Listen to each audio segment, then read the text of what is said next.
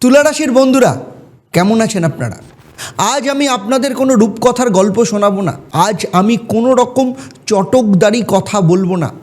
আজ আমি আপনাদের শুধু একটাই কথা বলবো, আপনার জীবনে এখন একটা ঘটনা ঘটতে চলেছে যা হয়তো আপনি কল্পনাও করেননি।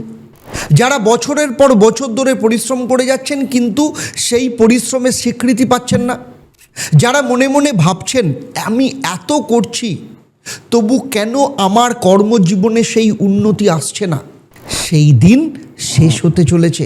কারণ দেবগুরু বৃহস্পতি আপনার কুণ্ডলীর সব থেকে শক্তিশালীভাবে আসতে চলেছে 3 জুন 2026 তুঙ্গস্থ হতে চলেছে।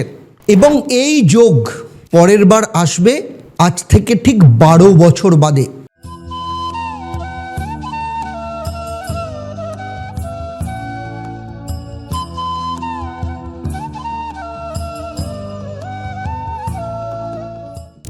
ওম ঈশ্বরী মাতা ওই বিদ্মহে পরম শক্তি ধীমহি তন্নো দেবী প্রচোদয়াৎ।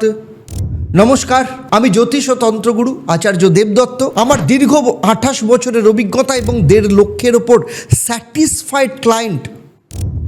আজ আমি আপনাদের সামনে এই ভিডিওতে আলোচনা করব দেবগুরু বৃহস্পতি মিথুন থেকে কর্কট রাশিতে গোচর করছে।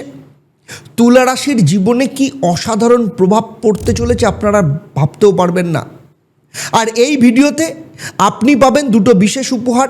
প্রথম উপহার আমি আপনাদের জন্য নিয়ে এসেছি শ্রী শ্রী ঈশ্বরী মায়ের তন্ত্র টোটকা, তুলা রাশির জন্য বিশেষভাবে প্রস্তুত, যা আপনাকে এই মহাযোগের যে ফল সেই ফলকে 10 গুণ বাড়িয়ে দেবে। আর দ্বিতীয় উপহার, আমি একটা বিশেষ প্রশ্ন করব, যারা সঠিক উত্তর দিতে পারবেন তাদের জন্য আমি ঈশ্বরী মায়ের কাছে বিশেষভাবে প্রার্থনা করব, তাদের নামে সংকল্প করব, তাদের হয়ে আমি পুজো দেব। তাই ভিডিওটা শেষ পর্যন্ত দেখুন। এবার শুনুন আজকে কি আলোচনা হবে। প্রথমত আলোচনা করব দশম ভাব কেন তুলা রাশির জন্য সবথেকে শক্তিশালী ভাব, এবং সেখানে তুঙ্গস্থ বৃহস্পতি মানে আসলে কি। দ্বিতীয়ত কর্মজীবন, ব্যবসা, সামাজিক সম্মান এবং এই সব ক্ষেত্রে কি পরিবর্তন আসতে চলেছে। তৃতীয়ত আর্থিক উন্নতি এবং পারিবারিক সুখ কতটা বাড়বে। চতুর্থত সম্পত্তি, গৃহ নির্মাণ এবং মাতৃসুখে কি পরিবর্তন আসবে।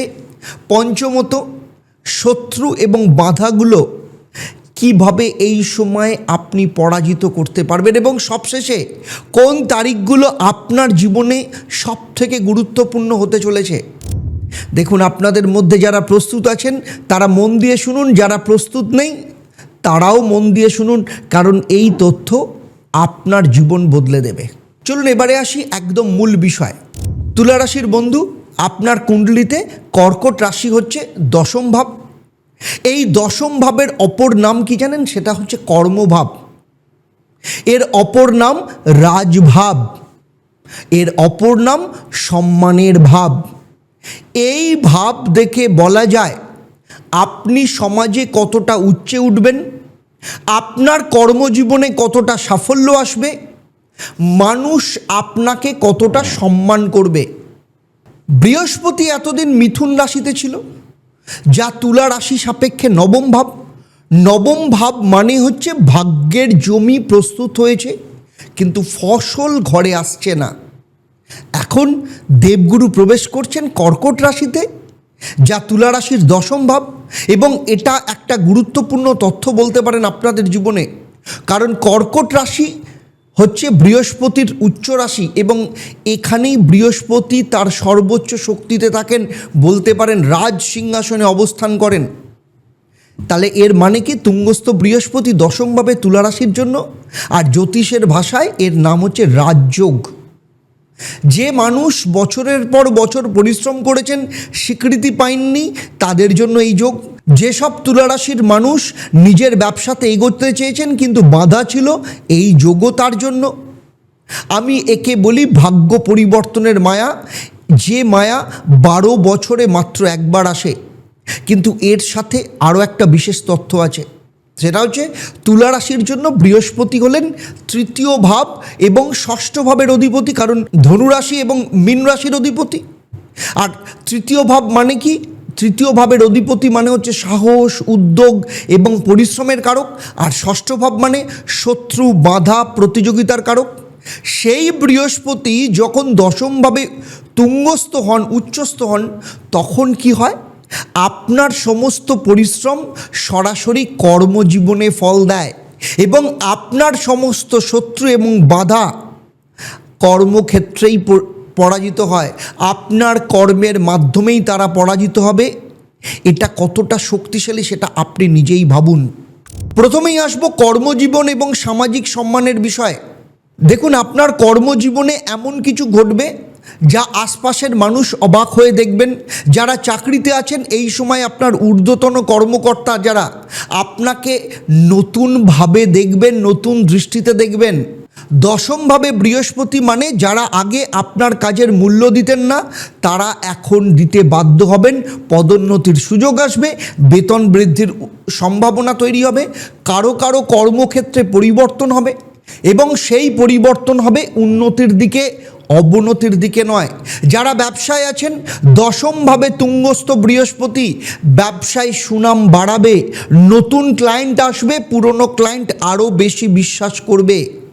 বিশেষত যারা পরামর্শ, শিক্ষা, আইন, চিকিৎসা, অ্যাকাউন্টিং বা আর্থিক সেবায় যুক্ত, তাদের জন্য এই সময়টা একদম গোল্ডেন পিরিয়ড বলা যায়। কারণ দশমভাবে বৃহস্পতি জ্ঞান এবং দক্ষতার ক্ষেত্রে সর্বোচ্চ স্বীকৃতি দেন। এবারে বলি একটা বিশেষ কথা। তুলা রাশির জন্য আগেই বলেছি তৃতীয় ভাবের অধিপতি বৃহস্পতি। তৃতীয় ভাব হলো সাহস এবং কর্মপ্রচেষ্টার ভাব। সেই তৃতীয় ভাবের অধিপতি এখন দশম ভাবে। এর মানে হলো যে সিদ্ধান্তগুলো আগে ভয়ের কারণে নেননি, সেই সিদ্ধান্তগুলো এখন নিলে কর্মজীবনে সাফল্য আসবে। যারা নতুন উদ্যোগ নিতে শুরু করেছিলেন কিন্তু পিছিয়ে গেছিলেন, এটাই সেই সময় যখন এগিয়ে যাওয়া উচিত এবং সম্মানের বিষয়। দশমভাবে তুঙ্গস্থ বৃহস্পতি আপনার সামাজিক পরিচয় পরিবর্তন করবে। যারা আপনাকে হালকাভাবে নিতেন, তারা এই সময় আপনার শক্তি বুঝতে পারবেন।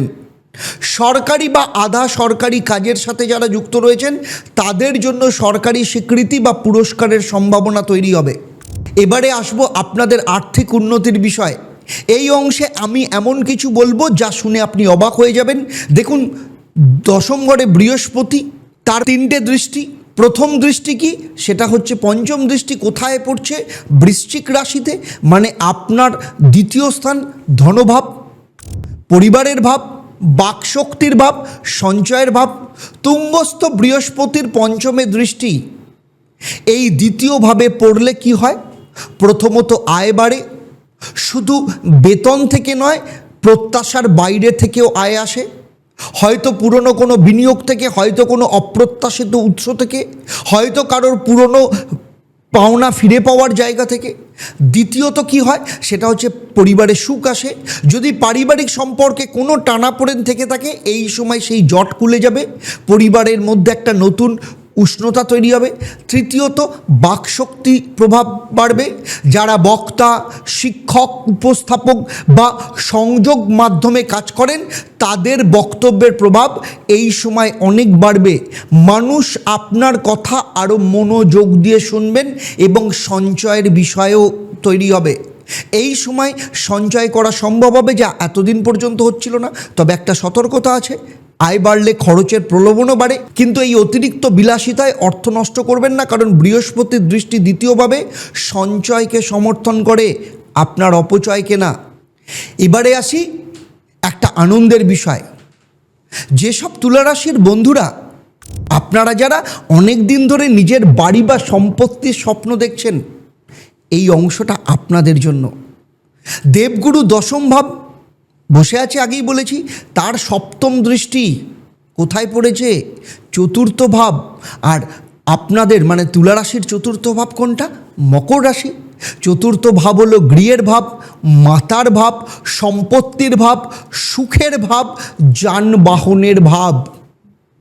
আর তুঙ্গস্থ বৃহস্পতির সপ্তম দৃষ্টি এই চতুর্থ ভাবে পড়লে কি ঘটতে পারে?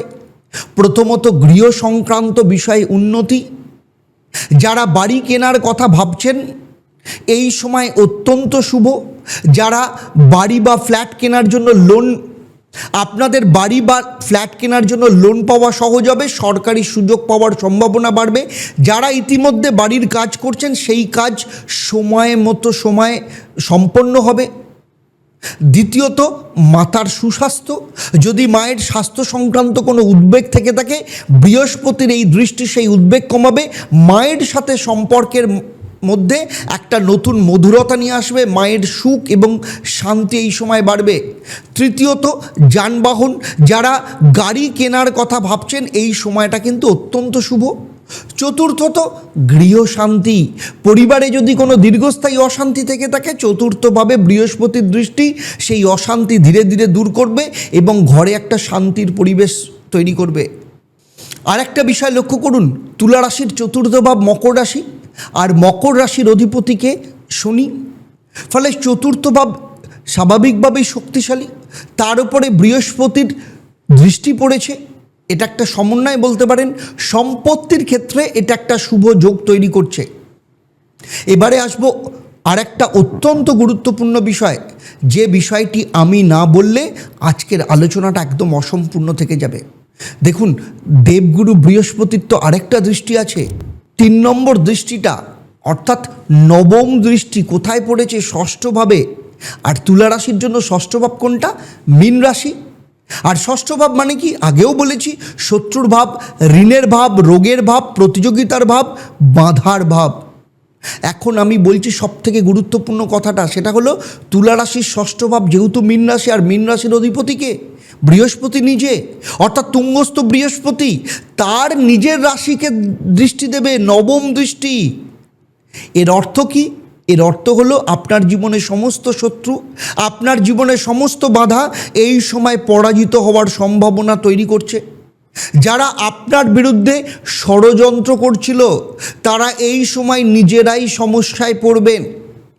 আপনাকে আঘাত করতে আসা হাত নিজেই নিয়ে ফিরবে নিজের দিকে।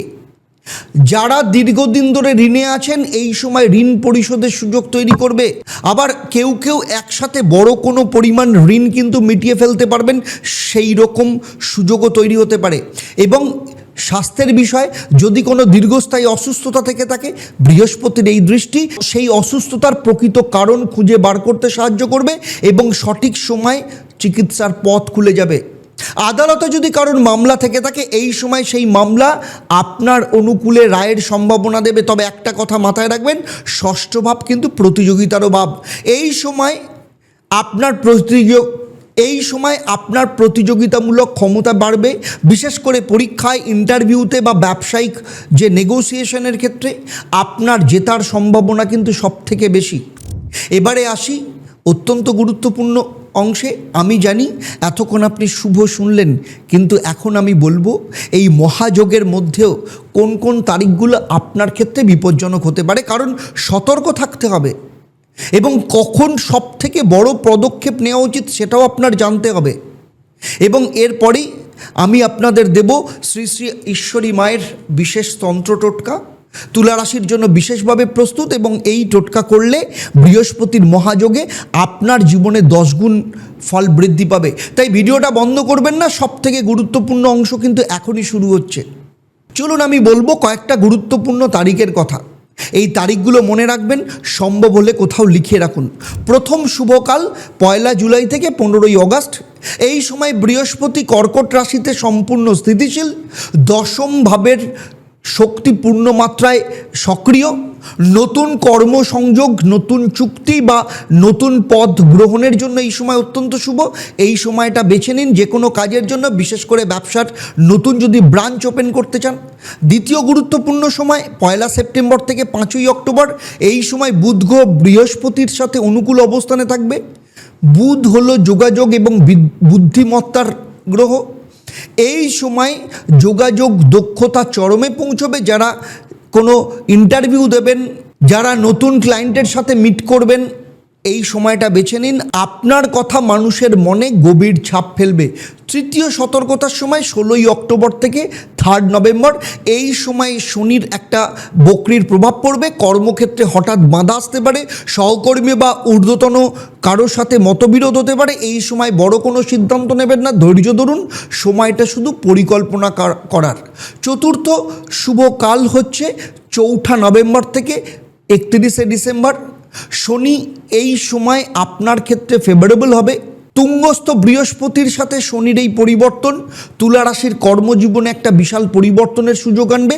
যারা পদোন্নতির অপেক্ষায় রয়েছে, নভেম্বর থেকে সেই খবর আসতে পারে। এবং পঞ্চম আর সব থেকে শক্তিশালী সময় সেটা হচ্ছে জানুয়ারি থেকে মার্চ 2027। এই সময় বৃহস্পতি সম্পূর্ণ শক্তিতে তুলা রাশি দশম ভাবকে আলোকিত করবে। এই সময়ে নেওয়া যে কোনো বড় সিদ্ধান্ত দীর্ঘমেয়াদী ফল নিয়ে আসবে, আগামী 12 বছরের ভিত্তি তৈরি করবে এবং এই 3 মাসে সেটা তৈরি হবে। এবারে বলি বিশেষ সতর্কতার কথা।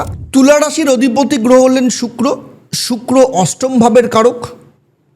যখন বৃহস্পতি দশম স্থানে শক্তিশালী হন, তখন সপ্তম ভাব বা দাম্পত্য জীবনে কখনো কখনো অমনোযোগিতার কারণে সমস্যা তৈরি হয়।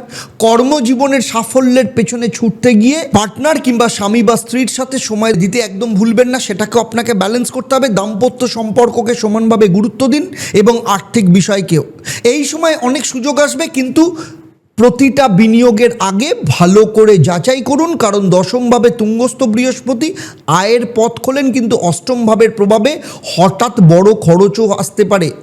এই খরচের জন্য মানসিকভাবে প্রস্তুত থাকুন এবং সঞ্চয়ের একটা অংশ সবসময় আলাদা করে রাখবেন।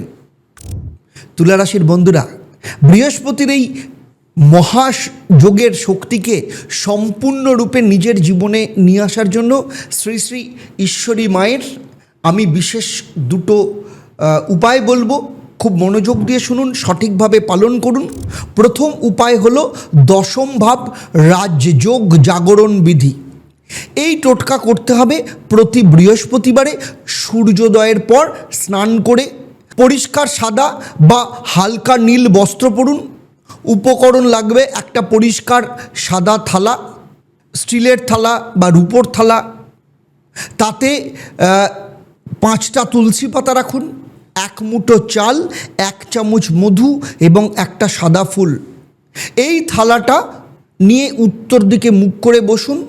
প্রথমে শ্রী শ্রী ঈশ্বরী মাকে স্মরণ করুন, মনে মনে বলুন, হে ঈশ্বরী মা, আমার কর্মজীবনে তোমার আশীর্বাদ বর্ষণ করো।